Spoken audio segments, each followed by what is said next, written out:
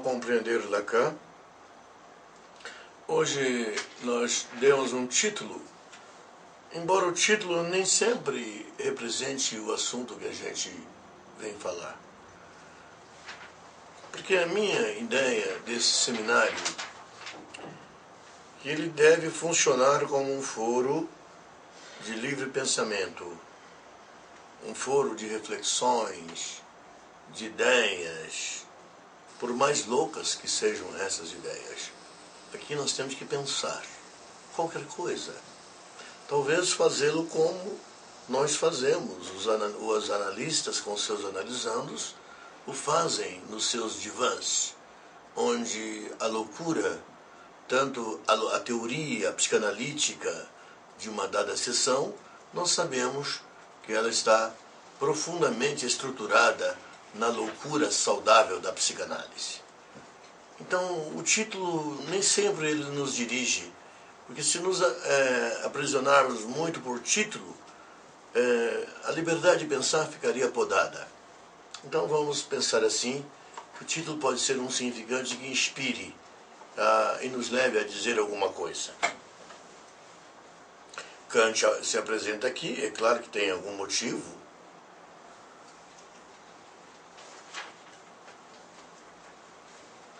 Estruturas e traço unário perverso. Bom, eu estou aproveitando alguma coisa do que a gente colocou em termos de escrita em relação à questão da perversão.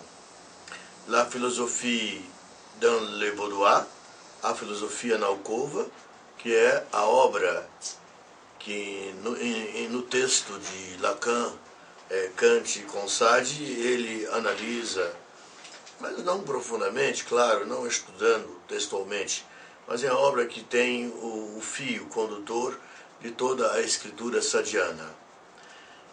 Essa obra foi publicada em 1795, e aqui o Marquês de Sade, lembrando, nós andamos até conversando off the records a respeito do trabalho do Marquês de Sade, como a psicanálise lacaniana tem abordado essa questão. Ele que viveu de 1740 a 1814. Venus in Pelts, a Vênus das Peles, que inclusive foi um motivo de um filme que rodou recentemente na cidade. La Venise à la Fourrure, a Vênus das Peles, eu acho que é o mesmo termo, é o mesmo título em francês, né, em alemão. Eu botei Venus in Pelts. E o Leopold Ritter von Sacher-Masoch, um escritor austríaco. Não, eu acho que ele era da Galícia, da religião da Bitina, se não me... da Galícia, de uma religião do Império Austro-Húngaro que ficava sob a tutela na região, ainda ficava na Polônia, né? Ficava na Polônia. Ele escreveu essa famosa obra, e do nome dele, todo mundo já sabe, não vamos entrar em detalhes, quando eu falei especificamente sobre perversão, o nome dele, Masoch, lido com K, deu origem à palavra masoquismo. Quer dizer, a psiquiatria alemã especialmente, eu acredito que na Psychopathia Sexualis, que foi publicada em 1886 pelo psiquiatra Richard von Krafft-Ebing, ele nasceu em 1840, morreu em 1902, ele foi um importante classificador. Ele fez a grande classificação das perversões dentro da visão da época. Temos o Drei Abhandlungen zur Sexualtheorie, os 3 ensaios para a teoria da sexualidade de Freud, de 1905, nós já abordamos.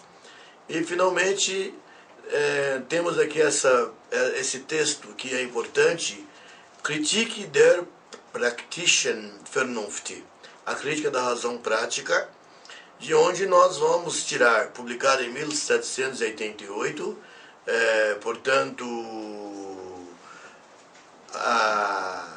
a obra A Filosofia na Alcova, de Sade, foi publicada 8 anos depois, da crítica da razão prática, que é algo que Lacan faz questão de destacar em uma dada escritura que está nos seus escritos. É importante, em relação ao imperativo categórico, o dever pelo dever, a lei moral, como algo natural, como algo que vem do campo dos juízos a priori. É importante, que está na crítica da razão prática e que seria interessante, se houver, porque no Brasil não temos agora em língua portuguesa, mas na medida que for encontrada em espanhol ou outras edições, seria interessante ler a crítica da razão prática de Kant. Muito bem. A lógica dialética na busca do conhecimento. Eu queria destacar isso, como eu propus que os nossos seminários sejam um foro do livre debate, do livre pensamento, porque é difícil pensar. Pensar é difícil, né? Nós temos colocado várias vezes aquilo que Hannah Arendt, alguém botou um livro de Hannah Arendt, né? Arendt no grupo, As Origens do Totalitarismo. Eu gosto muito dela, aluna de Heidegger, então ela veio da melhor estirpe de Martin Heidegger, e o amor platônico de Heidegger foi Hannah Arendt, né? Então, vejamos vocês, eu tenho uma obra dela que é The Life of the Spirit, a vida do espírito, em que eu gosto de citar um pequeno aspecto da sua obra. Toda a obra é muito importante para ser lida, que é a questão do intelecto e da razão suficiente. Eu gostaria de afirmar isso aqui. O intelecto é a repetição dos pensamentos que já estão consolidados na nossa mente e que não são pensados. São conceitos, ou aquilo que Bio chamou de pensamento sem pensador. Pode ser cansativo, mas eu queria lembrar isso aqui. Trabalhar com o intelecto é trabalhar com o que há de rotineiro e não há nenhuma criatividade. Não há criatividade. Pensamento sem pensador. É claro que esses pensamentos podem ser pensados e o analisando e o analista passam a ser pensadores daqueles pensamentos que não tinham um pensador. E temos o outro lado. Se não falamos do intelecto, nós temos o outro campo. O campo da razão suficiente. Isto é kantiano. Kant, a razão suficiente, que é pensar o impossível. Sair do campo do intelecto e entrar na razão suficiente é criar um sistema de pensar o impossível. Fazer com que o cogito absorva pelas vias da intuição, eu estou falando aqui da estrutura kantiana do pensamento, pelas vias da intuição, pelas vias do entendimento e pelas vias da razão. É um processo ascensional que a gente consiga fazer isso e realmente pensar o impossível. Esta é a função da psicanálise. Essa é a função, eu diria, analítica, o desejo do analista. Desejo do analista. E o lugar analítico do analisando e os discursos, todos os discursos que nós utilizamos na psicanálise precisam de almejar a questão da razão suficiente. E aí, neste momento, eu poderia dizer que a psicanálise, como clínica da cura, como clínica da desconstrução e da reconstrução, ela está exercendo a sua função, porque ninguém vai ao divã para ficar repetindo trivialidades do dia a dia, da vida cotidiana, embora as coisas triviais, elas devem ser ouvidas, claro, é a chamada liberdade de discurso da Associação Livre de Ideias, mas o vínculo transferencial entre o analista e o analisante vai tirando a coisa do campo do intelecto e as coisas caminham para o campo poético da razão suficiente, segundo Hannah Arendt, o grande amor platônico de Heidegger. Você vê como certos pensadores são importantes para nós analistas. Nós não devemos virar de costas para os filósofos, para os lógicos, os matemáticos. Nós temos que saber realmente aproveitar, porque a psicanálise não é uma filosofia, mas a psicanálise bebe nas fontes filosóficas, nas fontes de todos os conhecimentos humanos, nas fontes da medicina, nas fontes da filosofia, da lógica, nas fontes da matemática e vai para aí afora. Bom, então eu estou falando, eu coloquei essa questão do campo do intelecto, do campo da razão suficiente. Eu entendo que vocês se lembraram, né, do mecanismo de formação do conhecimento. Eu entendo que eu posso relembrar isso em Kant, que é exatamente o quê? Qual é a tópica de Kant sobre o conhecimento? O objeto, o ser pensante vê o objeto. Então, o primeiro passo é a intuição. A intuição em Kant é introjetar o objeto e criar uma representação dele. Introjetado esse objeto, você vai formar um conceito. Porque antes de Kant é importante dizer que os conhecimentos eram considerados com juízos a priori, independentes da realidade. E aí Kant diz, não, há conhecimentos a priori, juízos a priori que independem da realidade. Ele colocou que o espaço e o tempo seriam juízos a priori. E algumas categorias aristotélicas.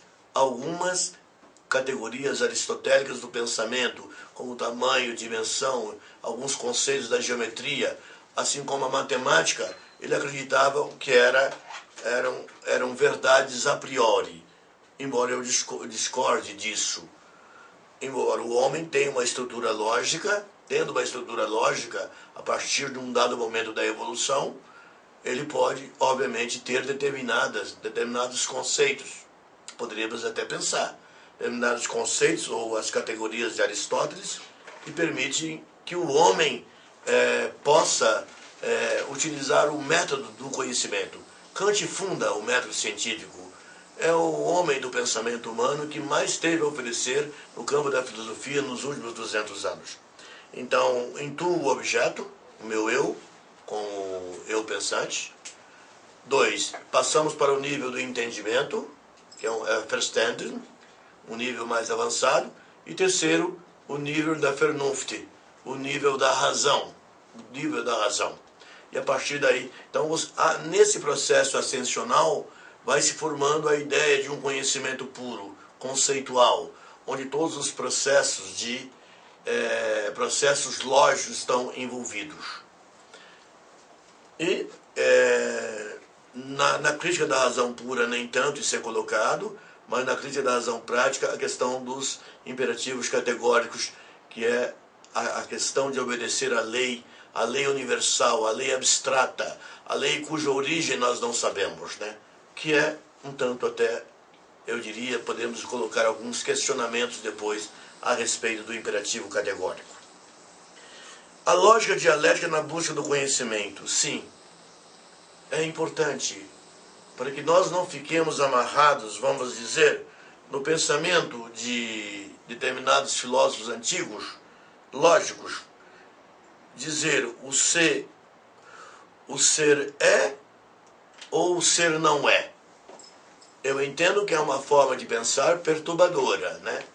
Parmênides assim dizia isso, pensava assim, o filósofo parmenidiano, a filosofia, o pensamento parmenidiano. Parmênides dizia, o ser é ou o ser não é.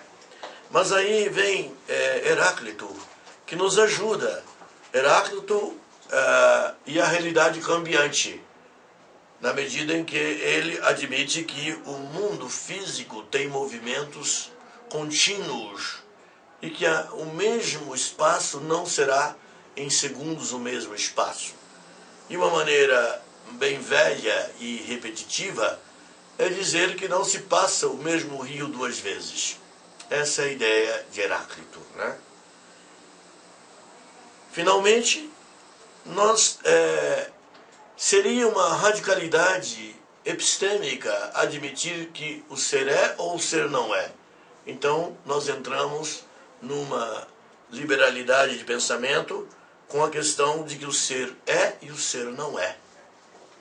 E aí entramos na estrutura de Hegel, o filósofo alemão, né, o professor prussiano, lá da Universidade de Berlim, que lançou a chamada dialética moderna, contemporânea, através daquilo que ele chamou de tese, que é o ser, a antítese, que é o não ser, e a síntese, que é o que é derivado desse movimento de ser, não ser e a síntese. Então, tese, antitese e síntese. Isso tem valor para que o nosso pensamento fique mais livre dentro das nossas reflexões e não ficarmos presos a aspectos estáticos do ponto de vista epistemológico, do ponto de vista do conhecimento.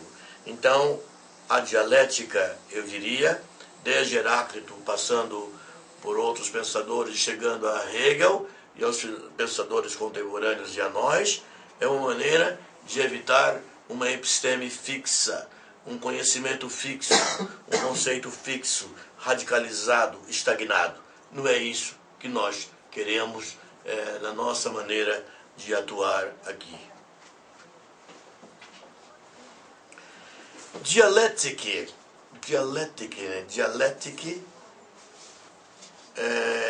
é uma forma de nomear essa dialética que eu venho comentei agora, acabei de comentar, que nós definimos como de Parmênides, como de Heráclito, de Heráclito e de Hegel e de outros pensadores. A dialética, ela é uma forma também de nomear o significante. A gente volta sempre, né, aos mesmos temas. Parece que é maçante, mas é fundamental que a gente tente reavivar alguns temas que parecem tão consolidados em nós, mas às vezes a gente sempre acaba tendo o prazer de revivê-los, o prazer de revê-los, esses conceitos antigos. O significante representa o sujeito para outro significante, não é isto? Isso aí é uma lei lacaniana, da psicanálise lacaniana. O significante S1 representa o sujeito para o significante S2.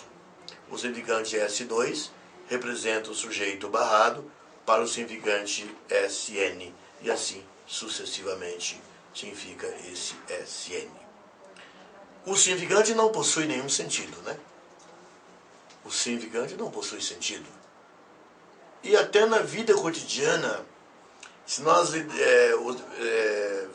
tentarmos ver a linguagem como uma estrutura de significantes, também não há um sentido para determinados termos da língua, do idioma. Nós não temos sentidos fixos. Então, o significante não possui sentido. Isto é fundamental. E há o continente geométrico dos sentidos. Isso quer dizer que os sentidos são inumeráveis, infinitos em relação a um dado significante. Como isso pôde surgir? Hoje, se eu perguntar qual é a cadeia de significantes naquela sessão de análise, você pergunta se eu analisando já de alguma experiência, quais são os significantes de hoje? Ok, ele entendeu que é hora de fazer uma cadeia de significantes que rolaram e pontuar, fazer uma pontuação. Pontue em torno dos significantes fundamentais dessa sessão. Como é que essa questão dos significantes, quer dizer, algo do campo da linguística, né? Da linguística, veio a estar na psicanálise? Todo mundo já sabe, o casamento saussuriano da psicanálise com a linguística geral, né? Sim, o saussuriano da psicanálise com a linguística geral. Porque o Ferdinand de Saussure, o autor, em tese, foi uma obra póstuma, organizada pelos seus alunos, ele lança a teoria dos significantes, né? Qual era o significante de Ferdinand de Saussure? Para cada significante há um sentido fixo. Essa era a teoria dele. Para cada significante há um sentido fixo. Para cada significante há um significado. E na verdade não é bem assim que se processa. Lacan, inspirado por determinados termos freudianos, ele acaba dizendo que há uma independência, isso pela linguística, outras linguísticas, que há uma independência entre o significante e o significado. Uma casa pode ser uma casa, mas pode ser outra coisa, outra coisa, outra coisa. A palavra casa. Ou o desenho casa. Pode ser casa e outras e outras e outras coisas. Há uma estabilidade de significantes na estrutura do inconsciente, mas não há uma estabilidade de significados. Então, o que nós temos então com a intervenção de Lacan, na medida em que ele cria a teoria psicanalítica do significante, é um Saussure subvertido do S maiúsculo barra S minúsculo, em que Lacan retira o elemento inferior desta equação e só deixa o S. E aí vem a sequência que é S1, S2, S3, Sn. Então, a estrutura psíquica como sendo uma sequência de significantes. E aí vem a anatomia da estrutura do significante. Autômato, que é a sequência, o desfile dos significantes, formando uma metonímia. É isso? Você lembra da metonímia? E cada significante em si uma metáfora. Nós sabemos que a metáfora também não tem sentido, né? Ela tem sentido lá dentro da sessão de análise, né? E mesmo na linguagem cotidiana e coloquial, no falatório do mundo, as palavras só têm sentido dentro da circunstância, dentro do discurso do enunciado e dentro do discurso da enunciação. É por aí. Então vejam vocês, nós temos a tique, que é a questão do significante ligada ao campo do real, a cadeia de significantes, que em francês on dit la chaîne de signifiants, né? A sessão de análise começou na transferência. Vamos lá. Começou a sessão de análise da transferência. E, obviamente, nós temos elementos importantes em que o significante está em jogo, que é o corte da sessão, para que do significante pule o sentido, no corte da sessão analítica, na fundação de um sujeito, a hermenêutica, a interpretação, ou a chamada retropontuação, ou a pontuação retroativa, em que os significantes orientam o analista na sua maneira de atuar e criar sujeitos, criar poieses, né, interpretativas ou hermenêuticas para ajudar o analisando a sair do mundo dos pensamentos sem pensador e entrar no mundo dos pensamentos com pensador, ou daquilo que nós chamamos o mundo da razão suficiente. O cogito produtivo como um ataque epistemológico histérico. Eu coloquei isso aqui de uma maneira bastante sincera, que quando eu sento para fazer o meu roteiro do que eu vou dizer, o meu pensamento vai andando como se fosse uma associação livre de ideias. Como se eu tivesse realmente, não é que Lacan, porque Lacan tenha dito isso, eu acho que ele andou dizendo, é como se eu estivesse no divã e eu começasse a pensar livremente. E as coisas vão se encaixando. muitos pensamentos me passam pela cabeça, e nós temos uma gastronomia de conceitos e de sentidos que devem ser encaixados uns com os outros, né?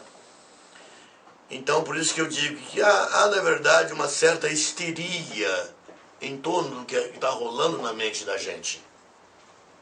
A tentativa de livre pensar conduz ao pensar, verdadeiramente.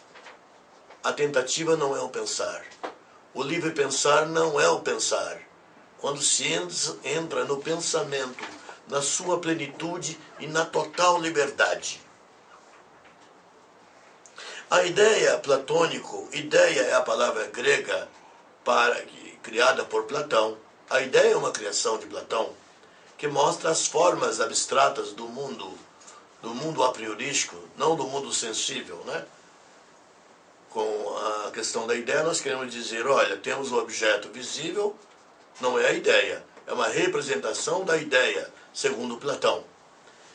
Eu entendo que o significante seria a parte sensível. O significante seria a parte sensível da coisa, da ideia. E o sentido seria a ideia que nós buscamos na sessão de análise. Então a ideia platônico-kantiana impulsiona o ser pensante. Sim, a ideia em Platão, que seria a realidade verdadeira, deve-se considerar, e não as verdades sensoriais, que estão perceptíveis, porque dentro da visão da filosofia grega antiga, o sensorial, a corporeidade do homem, o sensorial, não permitiria que ele pudesse ter acesso ao puro cogito, né? Então, nós trabalhamos com duas verdades, a verdade sensorial e a verdade idética, idética ou ideativa, dentro do pensamento de Platão. Aliás, o daimon socrático kantiano, parece que Sócrates costumava dizer, né, o filósofo, especialmente o Sócrates de Platão, o Sócrates de Xenofontes também está isso, ele dizia que ele tinha um daimon que o acometia e que o fazia, é assim que Platão escreve, a pensar de maneira livre. Daimon, em grego, nós temos essa obra aqui interessante, chamada Du démon de Socrate, spécimen d'une application de la science psychologique à celle de l'histoire. O demônio de Sócrates, espécie de aplicação da ciência psicológica à ciência da história. Foi escrito em 1836, uma certa psiquiatria referida a Sócrates, escrita por Louis-François Lelue. Ele era médico, ele era psiquiatra, ele viveu de 1804 a 1877 na França. Demônio, em grego, significa um espírito, um Deus particular, talvez como os anjos do cristianismo, né? Na época da religião greco-romana. Agora, o demônio dentro do cristianismo adquiriu um sentido completamente diferente, pejorativo, né? Mas aqui nós estamos falando no sentido socrático, no sentido grego clássico, da religião greco-romana. Mas mesmo assim isso causou problema, porque Sócrates dizia que havia um demônio, um daimon, que falava dentro dele, um daimon. Que ele era uma espécie de Deus particular, que o orientava na sua maiêutica, naquele negócio que ele dizia, eu posso, todo mundo tem um saber, interessante, mas a gente faz a maiêutica, o partejamento desse saber, naquele questionamento que ele andava fazendo pelas ruas de Atenas a todas as pessoas, ao ponto de quase enlouquecer as pessoas na sua histeria perguntante, né? Na sua histeria perguntante. Isso, o professor, o Dr. Louis-François Lelue, nesse livro, O Demônio de Sócrates, dizia que ele sofria de alucinações. Ele escreveu que ele sofria de alucinações. Eu discordo dessa maneira de pensar, porque as pessoas que têm crenças muito poderosas, sejam religiosas ou não sejam religiosas, seja religião, seja ideologia, crenças poderosas demais, elas podem ter alucinações e sem serem psicóticos, né? Então, é possível. No mundo da religião a gente vê bastante casos de alucinações. Nos ritos religiosos isso é muito comum acontecer de maneira rápida e transitória, né? E uma pessoa considerada neurótica pode ter alucinação sem nenhum problema em um dado momento da sua vida, né? Então a alucinação não é um privilégio do louco. Então, portanto, eu entendo que o criticando já depois de tantos anos, né? Ele escreveu isso em 1836, nós estamos criticando o Louis-François Lellouche, que dizia que Sócrates seria um louco. Não, não é verdade. Isso fazia parte da estrutura de pensamento dele. Mas isso perturbou um pouco a vida de Sócrates, que ao ser julgado, acusado de corromper a juventude ateniense por um tribunal de 600 membros, Sócrates sofreu bastante, porque ao falar que ele tinha um daimon particular, um eudaimon, um bom daimon, né? Existia o eudaimon e o kakos daimon, né? O bom daimon e o mau daimon. Então ele acabou sendo acusado de ser contra o governo da Assembleia, uma acusação política, e de adorar deuses diferentes dos deuses de Atenas.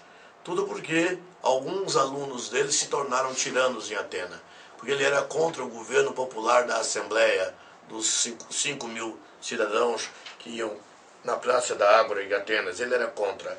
Ele de alguma forma, pela maneira de pensar, ele parece que ele colaborou com a ideia de que se instalasse uma tirania em Atenas. E Alcibíades, que era o seu herômeno, né? Sócrates como Erasta e Alcibíades como herômeno, Alcibíades acabou se tornando um grande tirano. Por isso ele perdeu a vida num julgamento teatral em Atenas. O unilogos, logos e o patos. Interessante, logos e patos. Essas duas palavras se apresentam a nós aqui, né? Logos. Logos, eu traduzi, como é que vamos traduzir do grego? Logos, em grego, quer dizer o quê? Deu a palavra logos em português, logia, né? Psicólogos, dermatólogo. Então deu a palavra logos, que significa razão em grego, mas em latim é ratio, tá certo? Ratio, R-A-T-I-O. Logos se refere mais ao discurso, em grego, logos, a razão. E o ratio se refere mais à proporcionalidade, mensuração, a relação entre números, entre algarismos, uma dimensão, uma mensuração. Então, logos e ratio seriam sinônimos. E se contrapondo ao que nós chamamos de patos. Patos. Patos em grego deu origem à palavra passio em latim, passiones em latim, passion em todas as línguas da Europa, quase sempre, da Europa francês, inglês, italiano, mesmo em inglês, passion, né? Paixão, sofrimento e dor. Patos ou passio, né? Qual é a importância disso, gente? Logos ou ratio e o patos ou o passio. Tem uma grande importância sobre a questão que nós vamos colocar aqui, de que os estoicos, vamos dizer, a Estoa,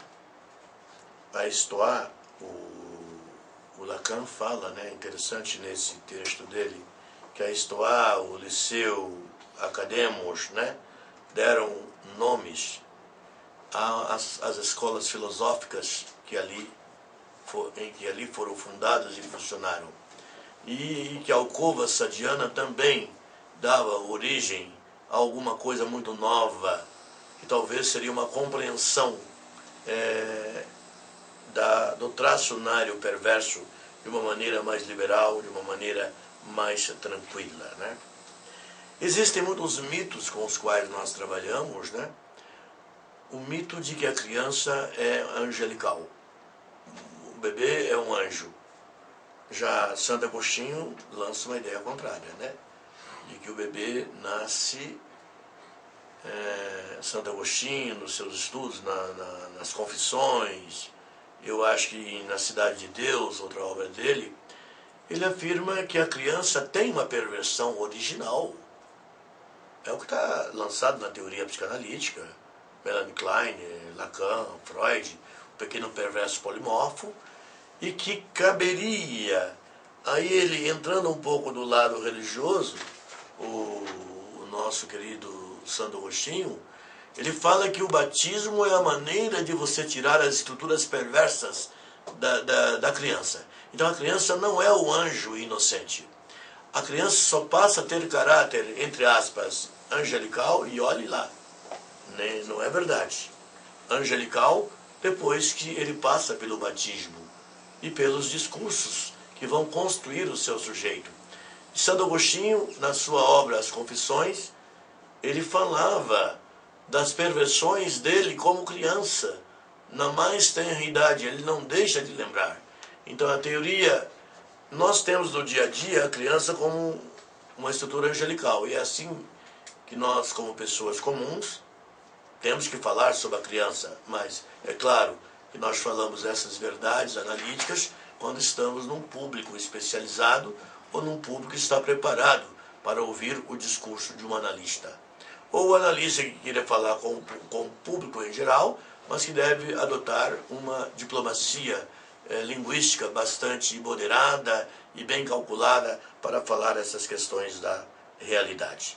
Nós sabemos que o canibalismo, a devoração, o gozo, o terror sem nome, a pulsão de morte poderosa fazem parte do bebê até os 4 ou 6 meses de idade. E depois esse processo tem uma mudança fundamental na estruturação do sujeito.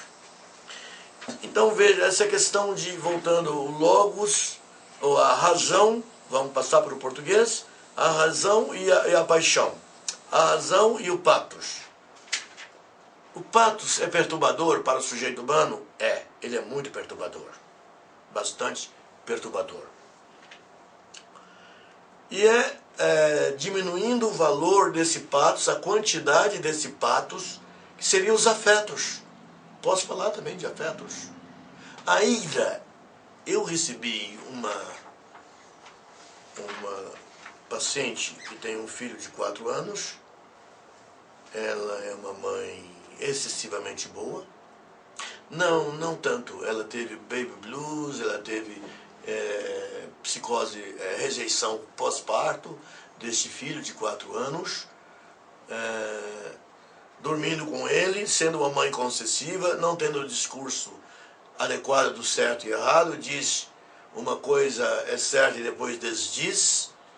E esse menino, ele tem ira, como se fosse a ira leonina. Quando ela conversava comigo, eu disse, olha, ele tem ira. Aí ela encedava com a boca, parecia a imagem de um leão em estado de ira, querendo devorar uma pessoa. A mãe me transmitiu essa impressão, né? Então, vejam vocês, esse patos, esses são os afetos, essas emoções poderosas, animalescas, selvagens, que precisam de passar pelo processo da castração. Pelo processo e pela máquina do real e do simbólico e do imaginário. Do processo da castração, para que nós tenhamos a construção de bons sujeitos. Eu perguntei, e por que aconteceu isso? Não, eu não permiti que meu marido entrasse entre eu e meu filho. E esse marido se foi. A questão da impassibilidade na atarexia dos estoicos. Paz quer dizer pássio, é o mesmo que patos, né? Paz. Impassibilidade é você não ser afetado pelo pássio, pelos afetos ou pelas paixões. Vamos dizer de maneira mais simples. Os estoicos defendiam que o homem deveria se estruturar de tal forma que ele pudesse trabalhar com o pensamento, com a razão, com uma respiração equilibrada, controlada, sem ansiedade, sem afetos e sem patos. ele chamou de a impassibilidade. Podemos dizer também a impatibilidade, poderia ser utilizando a palavra patos. A impatibilidade. Esse é o pensamento dos estoicos. Estou com medo de prolongar muito, mas eu estou meio motivado hoje. Eu estou entusiasmado. Porque estas escolas filosóficas... Então, a serenidade, a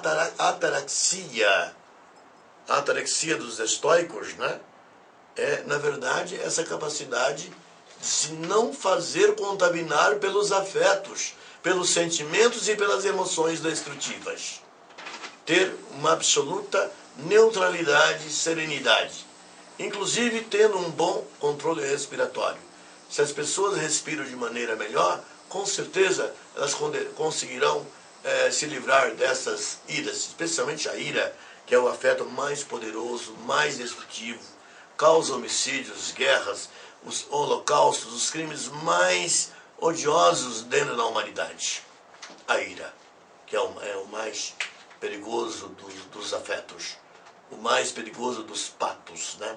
O mais perigosa das emoções.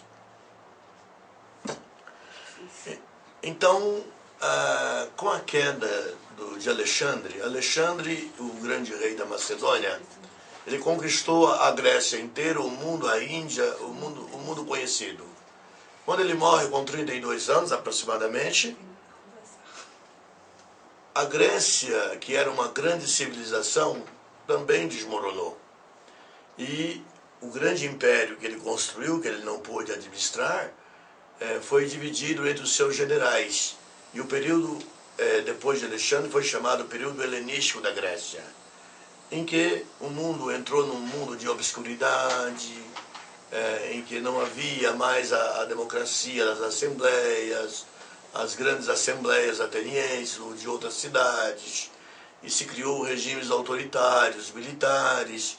Então as filosofias que surgiram foram o estoicismo, estoá quer dizer pórtico, um lugar onde se reuniam em Atenas. Ela foi fundada por Zenão de Sício, essa escola filosófica. Temos também o epicurismo, temos também o cinismo. O cinismo é Diógenes, aquele que vivia numa barrica, né? O filósofo que dormia numa barrica e dizia que não queria mais nada na vida, a não ser uma vida simples. Cinismo, sinos quer dizer cão, né? Cinismo, a escola cínica de filosofia. E o epicurismo também, que fala sobre a busca do prazer, mas com moderação e castração, né? E o estoicismo, que fala de se libertar completamente de todos os afetos. É claro que o afeto amor, não. Mas tudo que se refere à perturbação do amor é um afeto que deve ser evitado.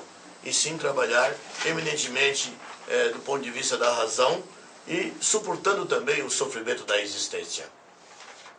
Então essas escolas filosóficas, no mundo obscuro do helenismo, na escuridão, nas trevas do helenismo, foi uma forma, eram filosofias psicoterapêuticas para o homem naquela época.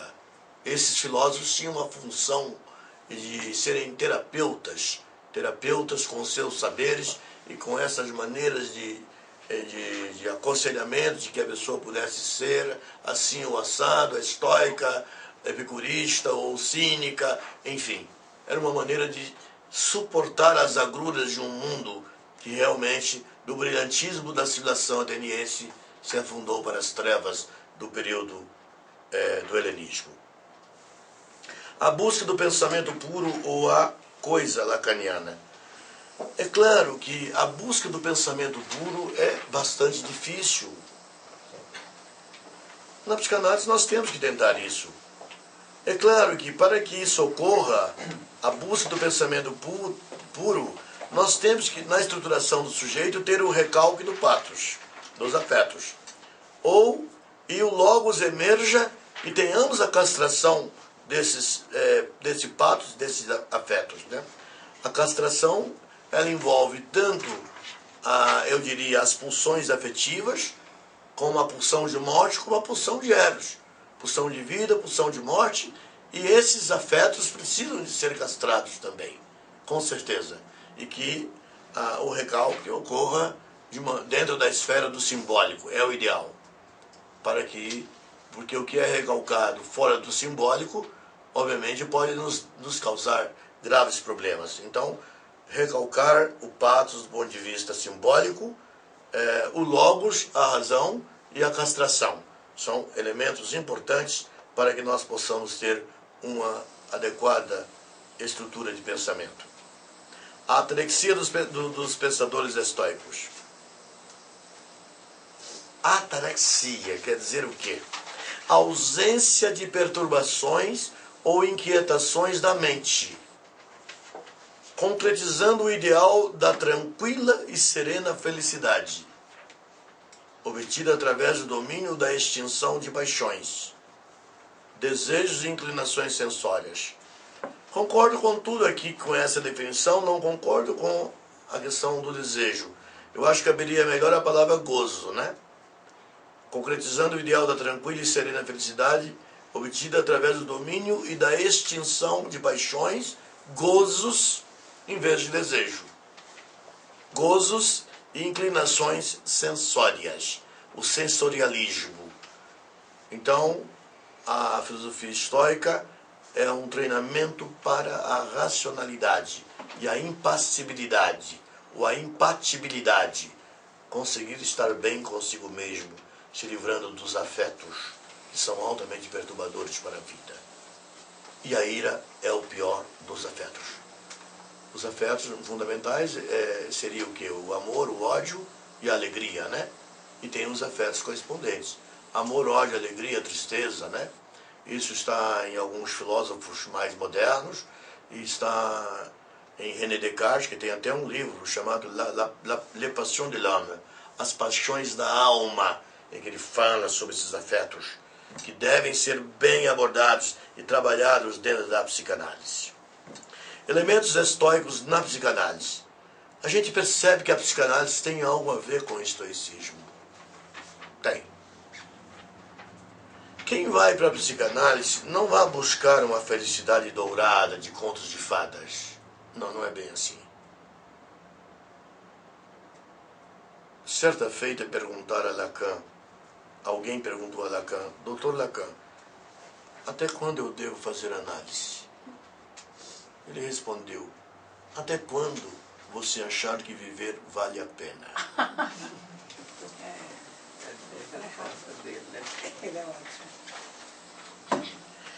Então vejam vocês, elementos estoicos na psicanálise. O homem natureza, é claro, é como um ente gozante. É o bebê até os 6 meses, na posição esquizoparanoide, o homem no estado de natureza. É um ente gozante. La jouissance lacanienne, o gozo lacaniano, né? O homem construção, o homem construção, livre da corporeidade e de atos perversos. Interessante, né? Livre de atos perversos, porque a perversão, como o Einzigartigkeit, perverso, ou, traduzindo para a língua portuguesa, completamente, seria o traço nário de perversão que todos os sujeitos contêm de alguma forma ou de outra. E esse traço nário da perversão, ele trabalha contra o próprio sujeito, trabalha contra outros sujeitos e trabalha contra os mundos, em que, com outros mundos, em que, quando eu falo mundo, é o sujeito, né? Mundo. Eu estou usando no sentido de Merleau-Ponty, le monde privé, os mundos privados, né? O mesmo Heidegger, ele fala também de mundo, muito a palavra mundo, mundo, mundo. Mundo é o sujeito, mundo é o ser, né? É por aí. O sujeito, então, o homem em construção, sim, é claro, relembrando a nossa querida Simone de Beauvoir, né, que na obra O Segundo Sexo, escreve depois de 350 páginas que a mulher não nasce mulher, ela é construída. Ela fala dos aspectos sociológicos da mulher. Ela nasceu em 1908, uma mulher, era uma menina de uma família milionária, mas o pai faliu e ela não tinha, e não havia dinheiro para pagar o dote para o casamento dela na França. naquela época, naqueles lugares onde ela nasceu, naquelas províncias, com certeza o Dutch ainda era. O Dutch ainda hoje é usado em vários países do mundo, em várias antropologias, né? E ela escreveu isso, que a mulher não nasce mulher, ela se constrói, né? E é em torno de toda essa historiografia que ela criou, da ideia da mulher pode trabalhar, ter profissão, isso e aquilo, ganhar o seu dinheiro. Mas Simone de Beauvoir não era uma radicalista do feminismo, e ela, em momento nenhum, ela quis dizer que o homem e a mulher são iguais do ponto de vista do psiquismo, do ponto de vista da estrutura orgânica. Não, ela não quis dizer isso. Mas ela disse que são iguais perante a lei, perante os estados, perante um grande olhar, mas que guardam as suas singularidades. E ela foi muito criticada recentemente no Brasil por causa do fato de que tem aparecido esse seu pensamento aí em provas gerais do Estado brasileiro. Provas gerais de segundo grau do Estado brasileiro. O sujeito da atarexia é o inconsciente cogitante analisado. Sim, eu não tenho dúvida. O além do princípio do prazer, Jenseits des Lustprinzips, é o nome de uma obra de Freud. Ele publica isso em 1921, onde ele lança a teoria da pulsão de morte, né? A morte chega à alcova freudiana, poderíamos dizer de alguma forma, né? A dualidade pulsional reforça o Einsigezug, o tracionário perverso. A coetaneidade ou a contemporaneidade da vida e da morte, ou ser lançado para a morte. Recordando para vocês o que Freud lança neste livro, em Além do Princípio do Prazer, um livro que nasce após a morte de sua filha. Eu acho que é Sophie Hallstatt. Sophie Hallstatt é o nome dela. Vejam vocês, a coisa de Sade e Kant, aí é que nós vamos entrar de alguma forma em coisas que se relacionam com o nosso título. As coisas de Sade e Kant. A lei universal como regulamentação do gozo. Tanto para Sade como para Kant, se trata de regulamentar um gozo. Em Kant, qual é o gozo?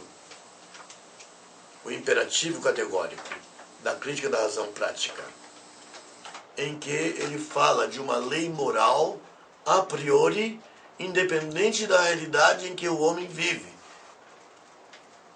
Uma lei moral impositiva, que seria algo de caráter universal, que seria uma posição extremamente subjetivista, ou, eu diria, poderíamos dizer que seria o realismo alemão elevado ao mais alto grau, a ideia do imperativo categórico. Parece que Kant, num dado momento, ele coloca a questão: se um tirano lhe procurar e disser, você tem que mentir em relação ao cidadão X.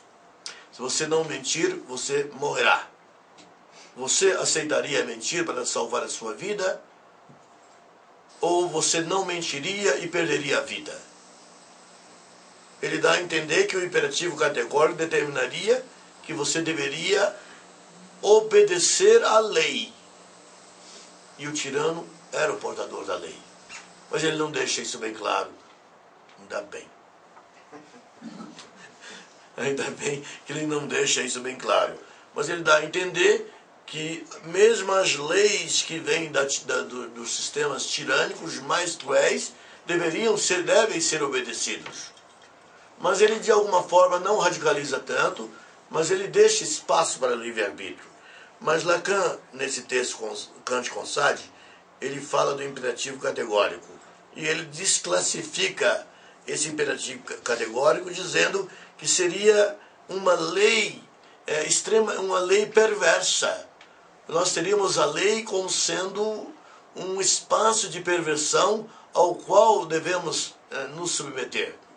E do ponto de vista da dinâmica dos estados contemporâneos, onde o processo democrático diminui dia a dia, não há mais participação do povo, e os governos em estados tão grandes, são comitês muito pequenos, sediados nas capitais dos estados contemporâneos, decidem em nome do povo, de maneira às vezes crudelíssima, leis e, enfim, como eu tenho percebido que num dado país, por causa de que um político teve o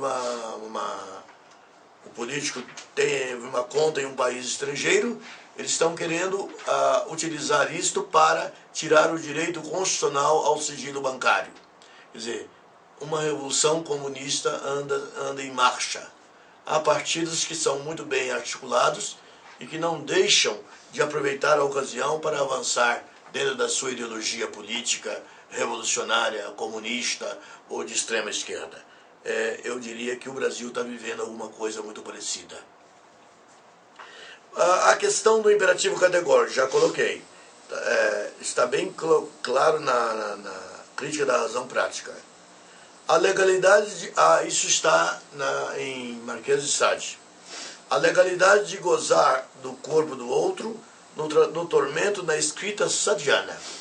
Sade diz que ele queria regulamentar, dentro das ficções dele, o direito de que pessoas poderiam gozar do corpo do outro, de maneira a gerar tormentos e sofrimentos, como uma forma de chegar a gozos.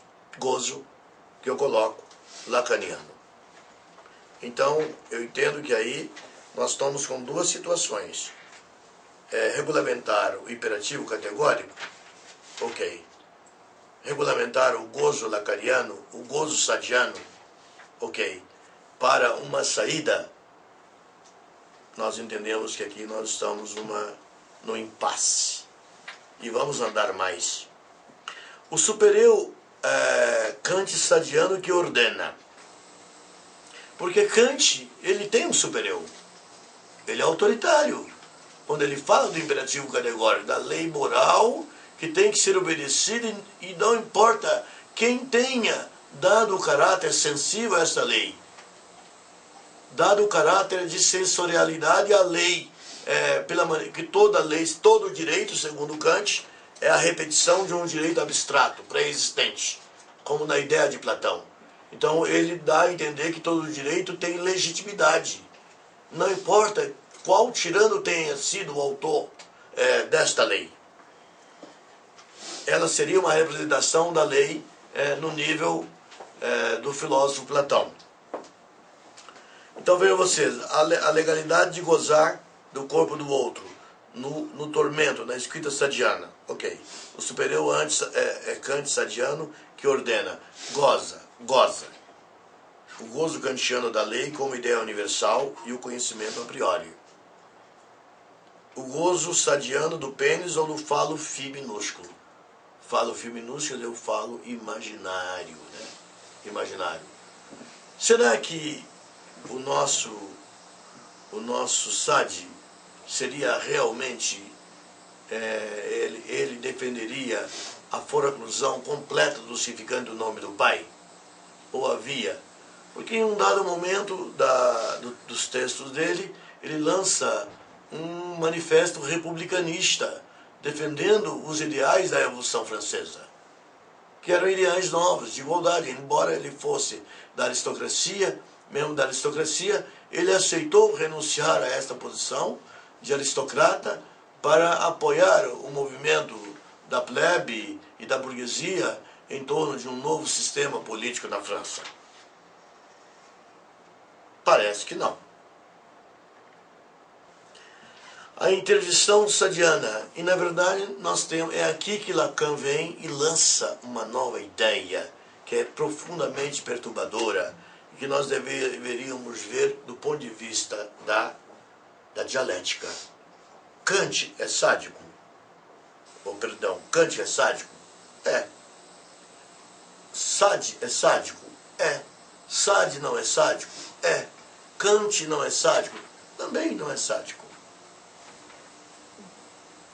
Essa interdição sadiana, ela tem um periédico lacanista. ao redor do Édipo tem algumas coisas.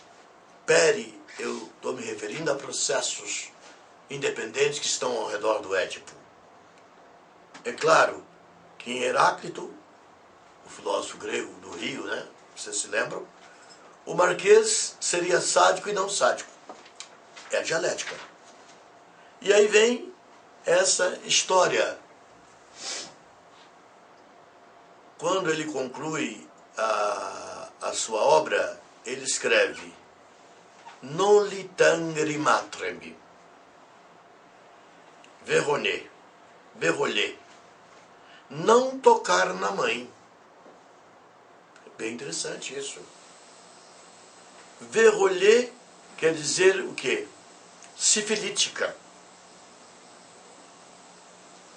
Eu vou ler aqui um pequeno texto para ajudar. Nós estamos quase terminando.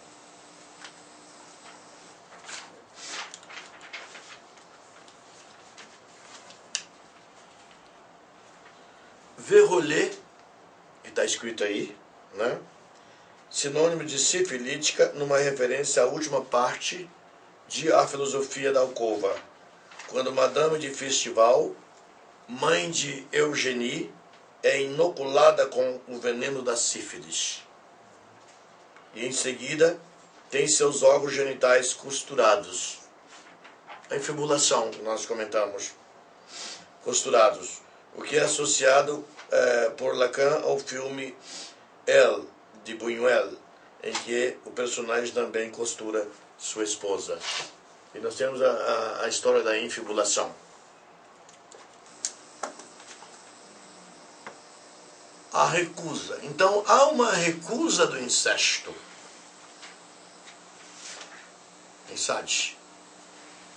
Noli tangere matrem, não tocar na mãe.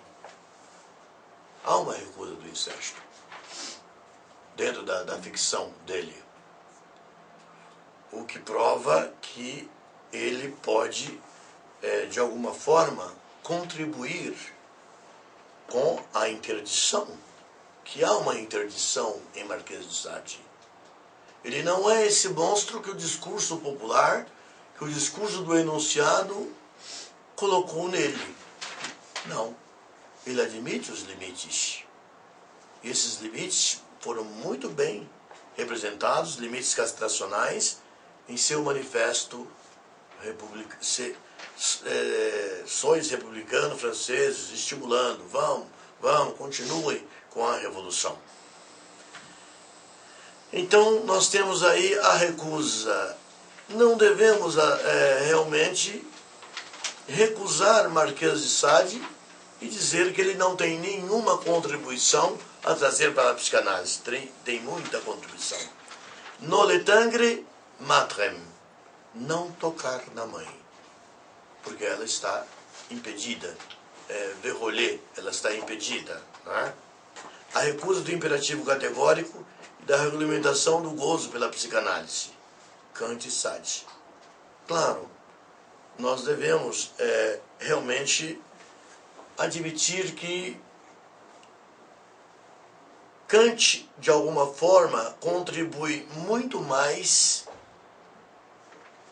por essa questão da castração e dos limites dentro da psicanálise do que o próprio Emmanuel Kant, com a teoria do imperativo categórico, de uma lei sobremaneira, mesmo sendo a mais tirânica das leis, que devera ser obedecida. Lacan fala, seja como for, evidencia-se que não se ganhou nada ao substituir Diotima por Domancé, personagens da filosofia na alcova. Pessoa a quem via comum parece assustar mais do que convém, e que como viu Sade, encerra o assunto com um noli tangere matrem, verolhé, não tocar na mãe. Ela está, verolhé, sifilítica e costurada. a mãe continua proibida. Está confirmado nosso veredito sobre a submissão de Sade à lei e tirar essa história tão complexa, tão popularesca que colocaram a respeito dele. Aquele que foi, inclusive, um terapeuta no sanatório de Charenton, montando e teatralizando com os internos as suas obras literárias. Obrigado.